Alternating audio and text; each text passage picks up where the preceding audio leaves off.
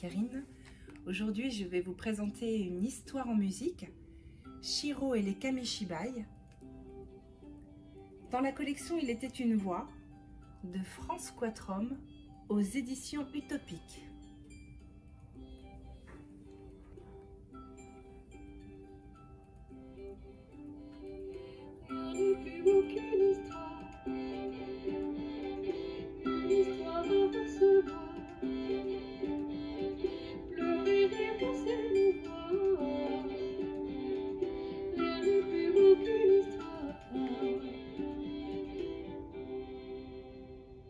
En face de chez lui, il y avait cet homme que Shiro croisait souvent.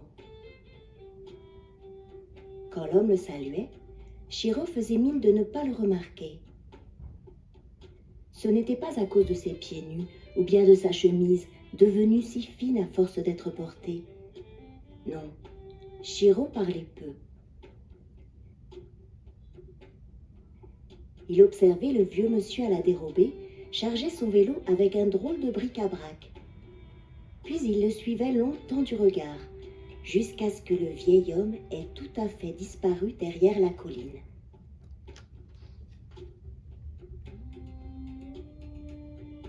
Un jour, en revenant de l'école, Shiro remarqua sur la place un attroupement joyeux d'enfants. Curieux, il s'en approcha. C'est alors qu'il reconnut au milieu d'eux le vieux monsieur d'en face. Il se tenait derrière un butail, un de ces petits théâtres de bois que l'on trouve au Japon. Shiro n'en avait encore jamais vu.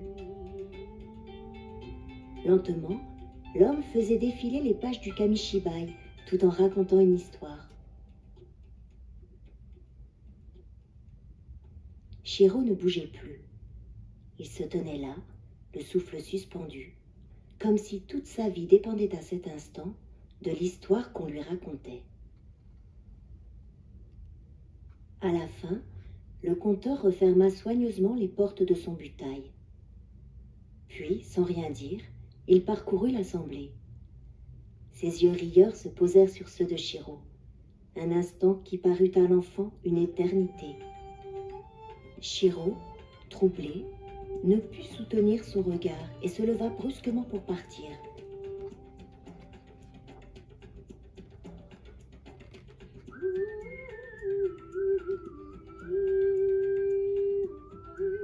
Pourtant, le lendemain, après l'école, Shiro revint.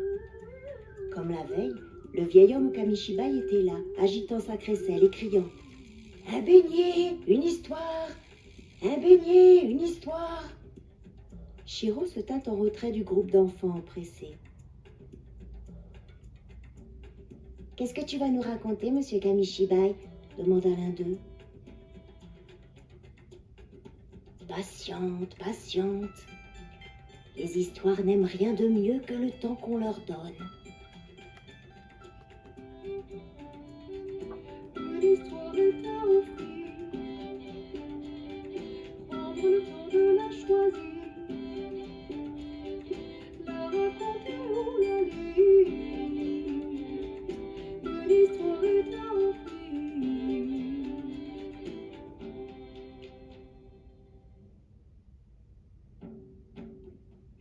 Shiro n'acheta pas de beignets de patates douces que l'homme proposait. Il attendait seulement le moment où il commencerait à raconter. Ce que fit bientôt le vieil homme.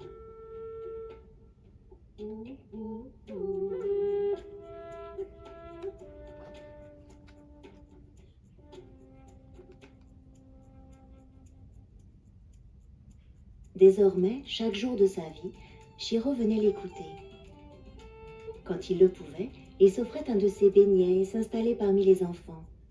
Ensemble, ils riaient, pleuraient et s'émouvaient. Les histoires semblaient tisser entre eux un lien invisible pour les autres.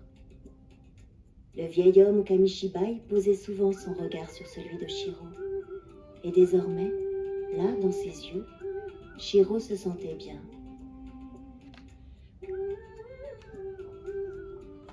Il arrivait même, certains jours, qu'ils prennent ensemble le chemin du retour. Le vif Shiro luttait pour moduler ses pas selon ceux du vieil homme. Le jeune garçon aurait tant voulu lui parler, mais il ne savait pas quoi lui dire et cela l'attristait. Il ignorait que sa présence fidèle valait bien plus que tous les mots pour son vieux compagnon. Saison après saison, le temps passait comme il passe souvent sur les choses. Le vieil homme s'était flétri, comme une feuille morte. Chiro, au contraire, s'était déployé. Il avait grandi et était devenu un beau jeune homme.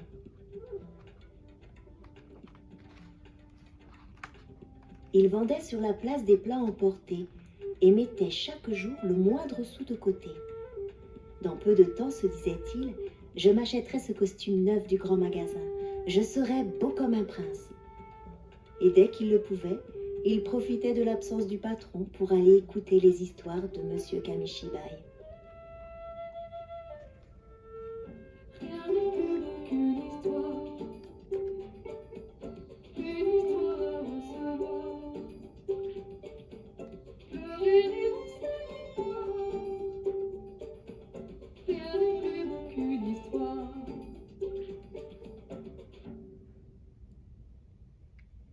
Pourtant, un jour, alors que le groupe était déjà installé pour l'entendre, nulle trace à l'horizon du vieil homme à la silhouette toute ratatinée. Les enfants attendirent longtemps, mais il ne vint pas, ni ce jour-là, ni le suivant.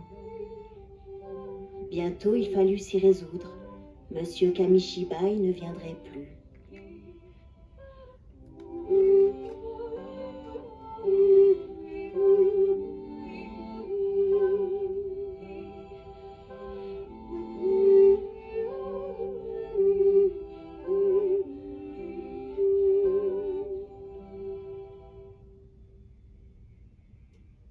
Le temps passa encore, chacun vaquant à ses occupations, comme si le vieil homme avait tout à fait disparu des mémoires.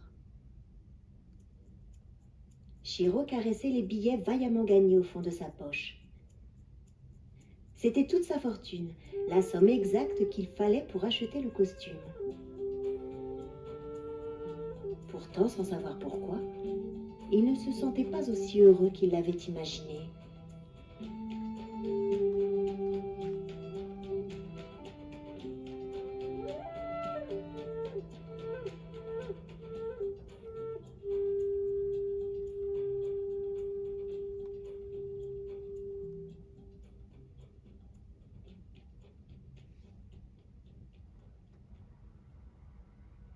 Un matin, en passant devant la vitrine du brocanteur, Chiro s'arrêta net. Là, au milieu du bric-à-brac, il y avait le butail et les kamishibai du vieil homme. L'étiquette indiquait la somme exacte qu'il avait en poche. D'un seul coup lui revint en mémoire l'image du compteur agitant sa crécelle, puis ouvrant délicatement le butail accroché à l'arrière de son vélo pour raconter les histoires.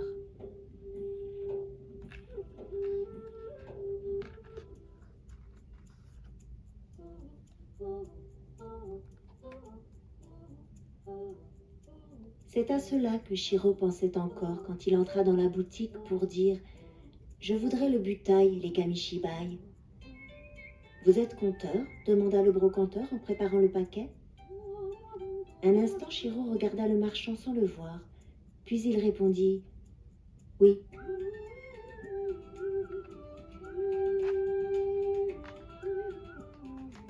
Chiro installa son vélo sur la grande place. Le cœur battant, il agita sa crécelle. « Des beignets, une histoire !» cria-t-il. « Des beignets, une histoire !» Aussitôt, quelques enfants s'approchèrent. « Qu'est-ce que tu vas nous raconter, monsieur Kamishibai ?» demanda l'un d'eux. « Patiente, répondit Chiro. Les histoires n'aiment rien de mieux que le temps qu'on leur donne. »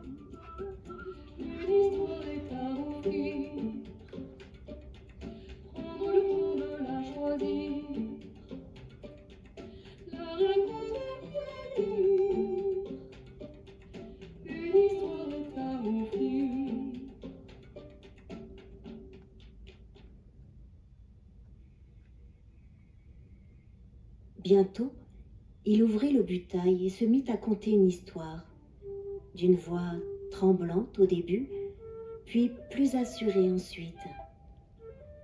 Un instant, parmi la foule, il lui sembla voir le vieil homme au kamishibai qui lui souriait avant de disparaître.